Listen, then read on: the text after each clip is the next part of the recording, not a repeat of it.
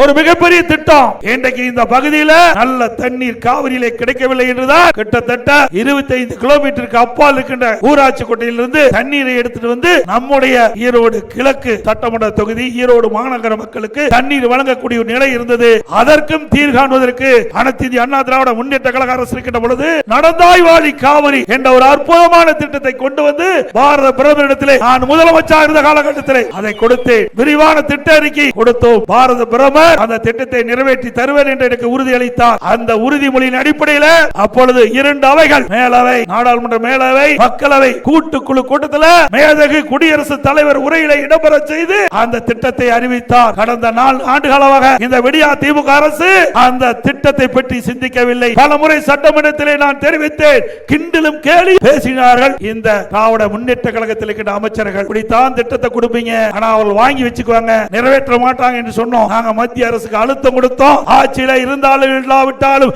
மக்களுடைய பிரச்சனைக்காக முதல் குரல் கொடுக்கின்ற கட்சி அண்ணா திமுக கட்சி. அந்த அடிப்படையிலே பாரத பிரதமருக்கு மத்திய உள்துறை அமைச்சருக்கும் அழுத்தம் கொடுத்த காரணத்தினாலே இந்த ஆண்டு நடந்தாய் வாழி காவிரி திட்டம் நிறைவேற்றுவதற்காக 12,500 கோடி மத்திய அரசு கொடுக்கப்பட்டுள்ளது.